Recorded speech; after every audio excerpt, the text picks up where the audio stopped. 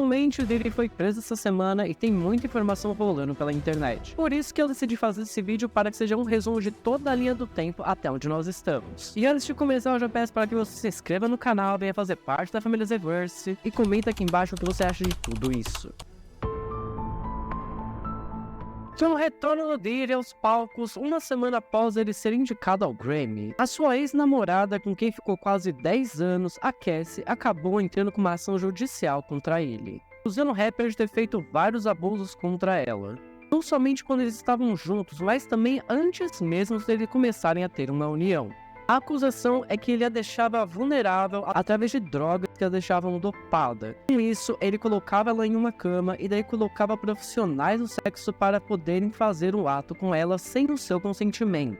Enquanto rolava esse ato, ele filmava ainda sem a permissão dela. E quando ela conseguia lutar para tentar não fazer isso, ele simplesmente a agredia fisicamente. E assim foi quando começou todas as acusações, iniciando pela Cassie, que abriu a boca e todo mundo veio atrás. Vale lembrar que quando isso aconteceu, esse caso acabou sendo arquivado porque a própria Cassie e o Pirelli conseguiram entrar em um acordo. Na época falaram que ela só queria dinheiro e só estava interessada na grana do homem. Mas hoje em dia, olhando por tudo que aconteceu, a gente consegue ver que na verdade talvez ela tenha tido um ato de coragem, de forma insana até, falando assim. Ela se tocou que quando ela ia lidar com esse rapper, ela não estava lidando com um cara que poderia simplesmente processar ela e difamar ela. Ele poderia acabar com a vida dela, visto que ele tem um longo histórico de pessoas muito perto dele que simplesmente foram de base para debaixo da terra.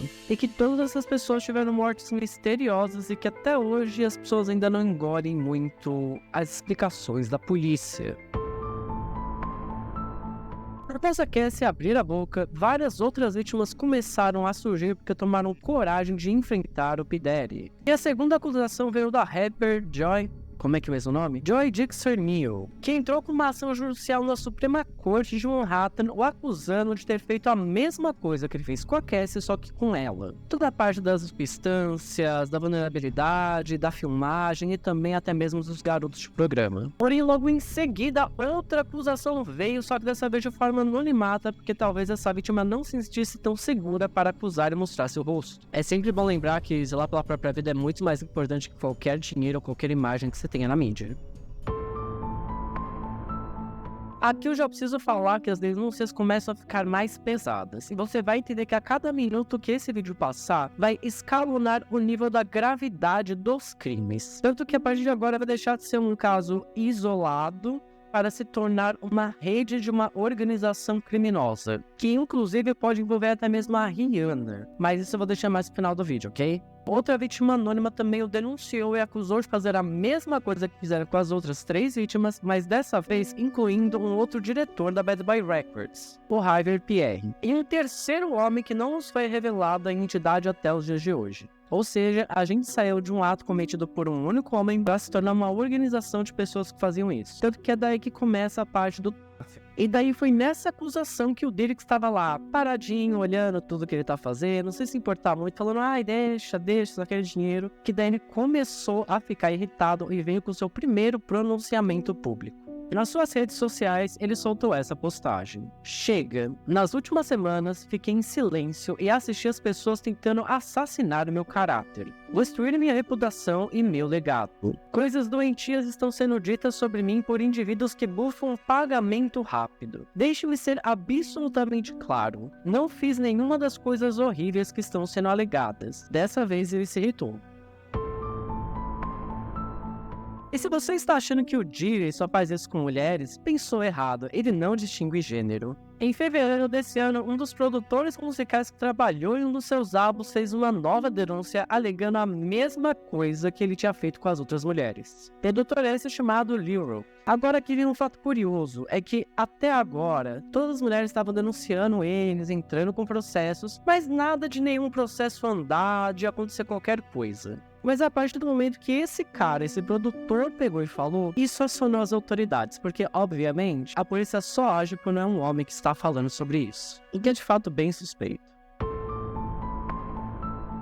Nesse mesmo dia, 2 das mansões do Diddy foram invadidas. E vocês vão entender quando eu falo invadido e não que elas foram vistoriadas. Tanto a mansão de Los Angeles quanto a mansão de Miami foram invadidas pela Homeland Security, que é uma agência que está acima do FBI e ela não investiga qualquer coisa. É por isso que eu falo que a partir de agora vai escanolando basicamente até não poder mais. A Homeland Security, ela só entra em jogo para fazer uma investigação quando mais nenhuma outra agência pode fazer essas coisas, como por exemplo, invadir propriedades privadas sem nenhum mandato judicial. E os crimes que ela investiga são crimes de organizações criminosas como tráfico sexual, tráfico de drogas, tráfico de armas e até corrupção em larga escala. E com isso, a gente descobriu que o Diddy, na verdade, é muito maior do que a gente achava. Isso porque, depois que essa operação foi feita, foi revelado ao público que nenhum daqueles soldados que invadiram as mansões sabiam de quem era o proprietário. E eles só descobriram quem que era o dono das mansões quando eles encontraram a família do Diddy em uma delas. E isso tudo foi feito justamente porque a Homeland sabia que o Diddy tem contatos dentro das Forças Armadas. Ou seja, esse cara tem muitos contatos importantes dentro do governo americano. Talvez seja por isso que demorou tanto para ele ser investigado, né?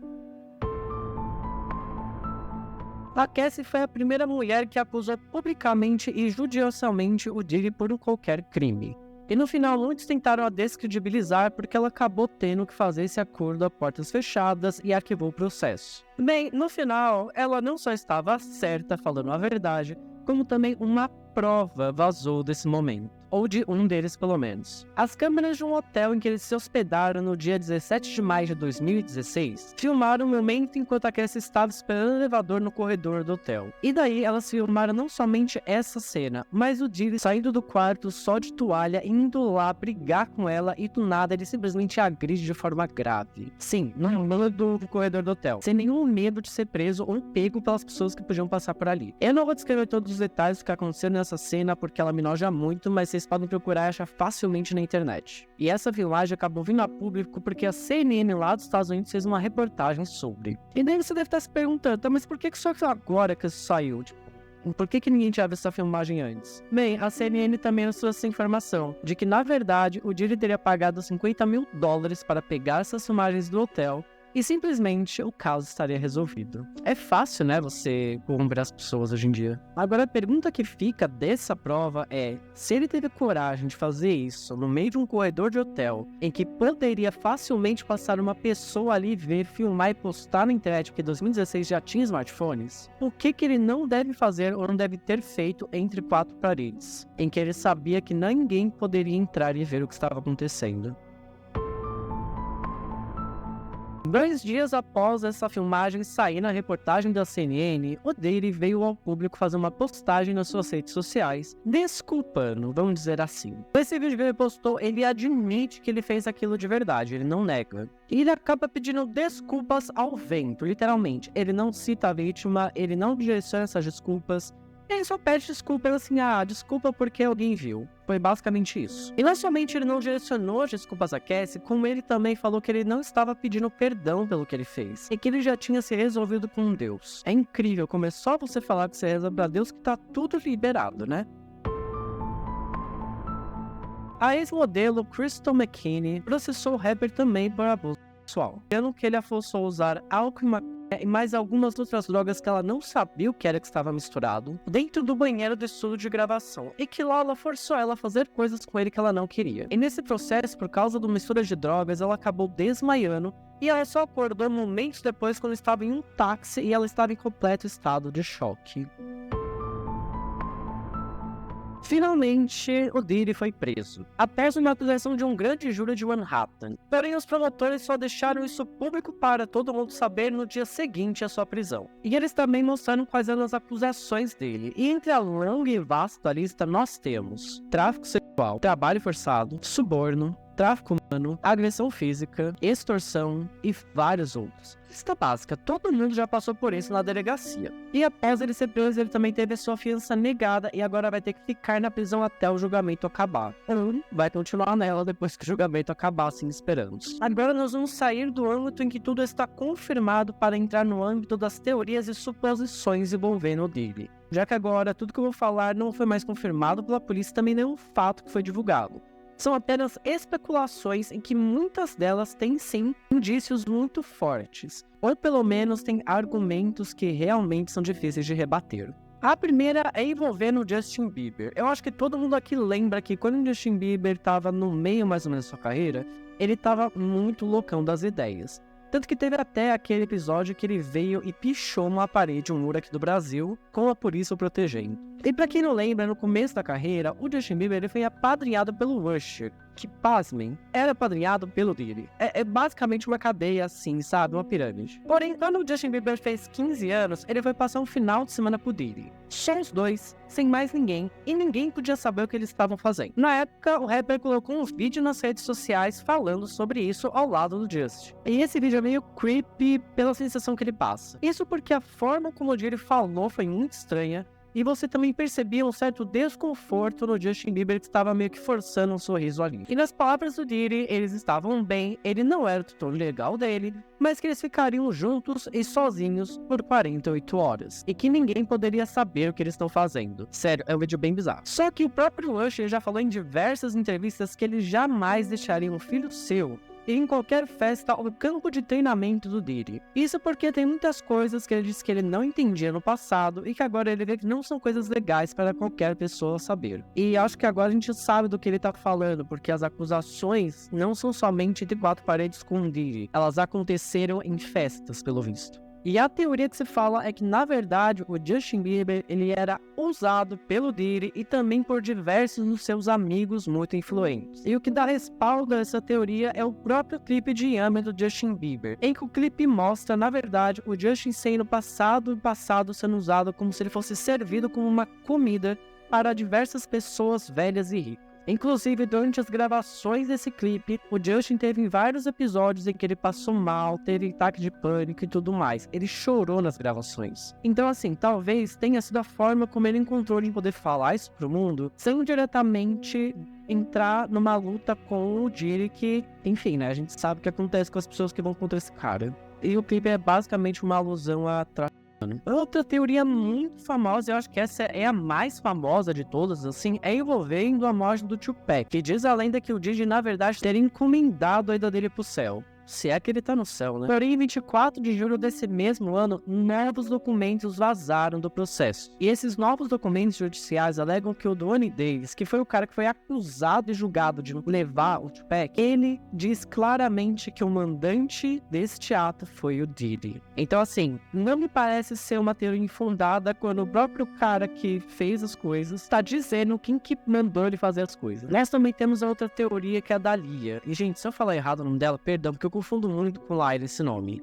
Ela era basicamente a mulher que era pra ser a Beyoncé de hoje em dia, porque era ela que estava em alta na época. E ela era que tinha todo o investimento da gravadora.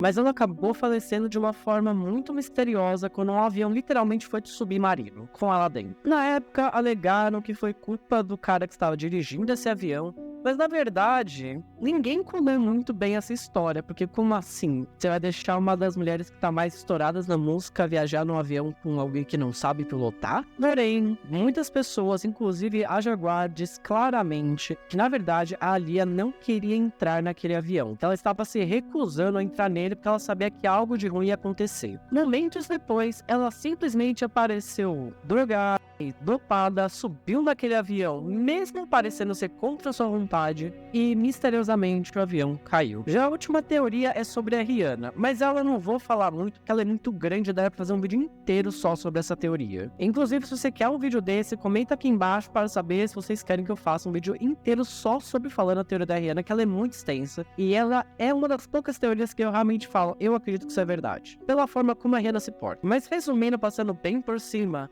a teoria diz que a Rihanna foi uma dessas meninas que foram traficadas para os Estados Unidos e que ela só conseguiu se livrar, vamos dizer assim, entre aspas, porque ela fez muito sucesso e com isso ela conseguiu distância. Eu espero que vocês tenham gostado dessa linha do tempo e uma pincelada por cima das teorias. São muitas teorias, cada uma muito rica para se falar. Tem a teoria do Jay-Z, tem a da Aaliyah, tem a teoria da Rihanna, do Tupac, do Justin Bieber, tem a família Kardashian. Quem não diria, até o Kanye West tá no meio e pela primeira vez ele tá certo. Se você quer que eu fale sobre essas outras teorias, comenta aqui embaixo que daí eu posso fazer vários vídeos só sobre. Espero que vocês tenham gostado do vídeo e lembrem-se, não sejam presos que nem o Diddy.